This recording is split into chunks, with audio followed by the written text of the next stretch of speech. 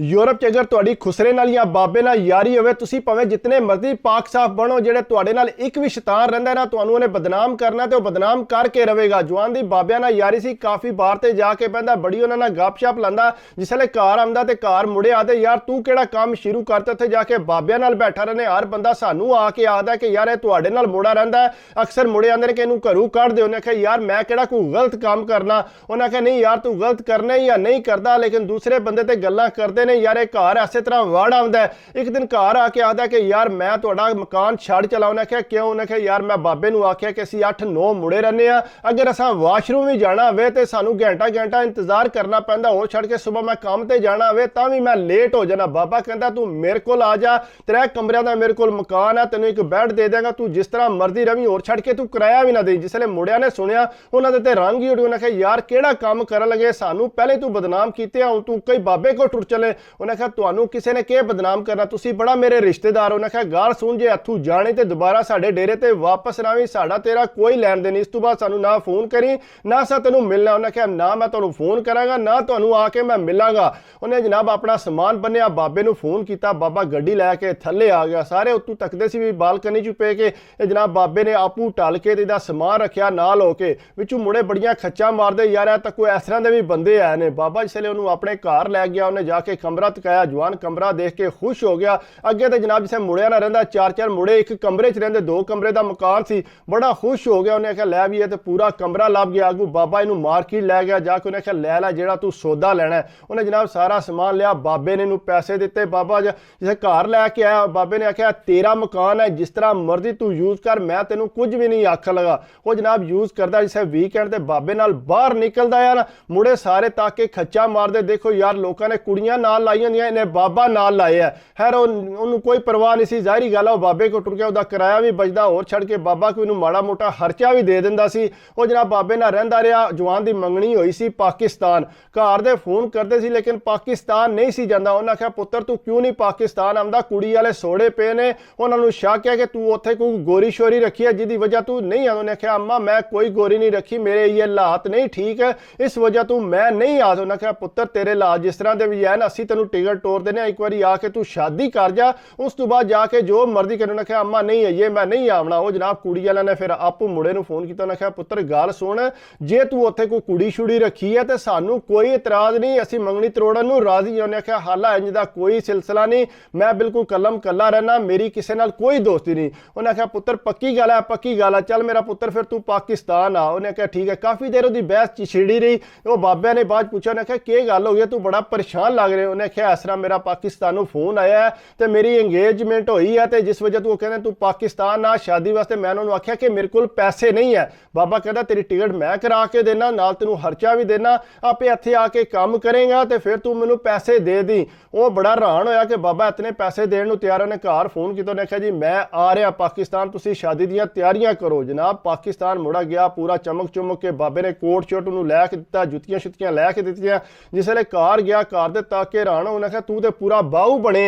उन्हें आख्या बस देख लो फिर अल्लाह का शुक्र है। उत्थे वो गया कुड़ी वाले घर है, उन्हें आके फिर पूछा। उन्हें आख्या पुत्र गल सुन, तू उत्थे कोई बाहर कोई गोरी शोरी तो कोई नहीं रखी। उन्हें आख्या हाला कोई नहीं रखी, मैं तुहानू कितनी बारी दसा मेरा इंदा कोई मसला नहीं है। उन्हें आख्या चल पुत्र चंगी गल है। असीं आख्या फिर भी एक बार मुड़े मेरे आंदे ने, एक बार जाके फिर पूछा, वो जेडे यूरोप रहिंदे ने इन्हां दा कोई पता नहीं हुंदा। नहीं हाला इंज दी कोई गल नहीं। अच्छा चल पुत्र जीवदा रह, ते तेरी अम्मा नाल गल हो गई है तो हुण तुसीं जेड़ा ना अपनी तैयारी शैरी करो। जनाब जवान ने तैयारी शैरी करनी शुरू करती, बड़ा खर्चा किया कुड़ी वास्ते। रज जेड़ा जेवर का बंदोबस्त होया, उन्हें जेवर जाहिर गल है पहले तोड़ देंदे दुल्हन वास्ते। उत्थे जनाब पूरी बारात जिहड़ी है धूम धाम नाल उत्थे कुड़ी वालियां दे घर गई, बड़े उत्थे जाके भंगड़े शंगड़े पे, बड़ा जशन हो रहा सी उत्थे।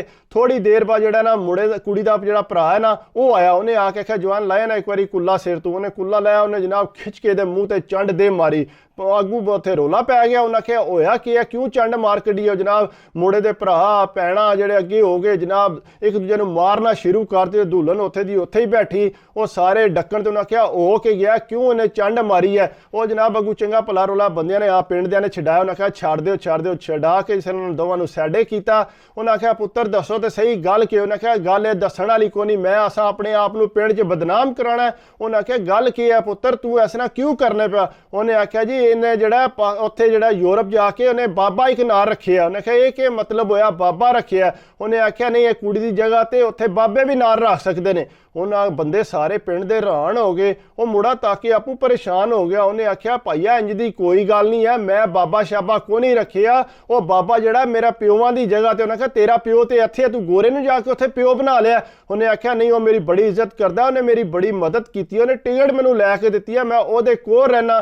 ਤੁਹਾਨੂੰ ਕਿਹਨੇ ਆਖਿਆ ਬਾਬੇ ਨਾਲ ਮੇਰੀ ਯਾਰੀ ਹੈ? ਉਹਨੇ ਆਖਿਆ ਨਾ, ਸਾਨੂੰ ਸਾਰੀਆਂ ਗੱਲਾਂ ਤੂੰ ਪਤਾ ਲੱਗ ਗਈਆਂ ਨੇ। ਉਹ ਪਿੰਡ ਸਾਰਾ ਤਾਕੇ ਰਾਣੋ ਨੇ ਆਖਿਆ ਜੀ ਇਹ ਵਾਕਈ ਇੰਜ ਹੋ ਸਕਦਾ ਹੈ? ਉਹਨੇ ਜਨਾਬ ਘਰ ਜਿਸਲੇ ਲੈ ਕੇ ਆਏ ਮੁੰਡੇ ਨੂੰ, ਉਹਨੇ ਆਖਿਆ ਪੁੱਤਰ ਇਹ ਤੂੰ ਕਿਹੜਾ ਤਮਾਸ਼ਾ ਲਾ ਦਿੱਤਾ? ਉਹ ਆਂਦੇ ਨੇ ਤੇ ਇੰਜ ਨਾਲ ਫੋਟੋਆਂ ਵੀ ਟੋਰੀਆਂ ਸੀ ਕਿ ਆ ਤੱਕ ਲੋ ਬਾਬੇ ਨਾਲ ਇਸ ਤਰ੍ਹਾਂ ਰਹਿੰਦਾ, ਬਾਬੇ ਨਾਲ ਬਾਹਰ ਫਿਰਦਾ।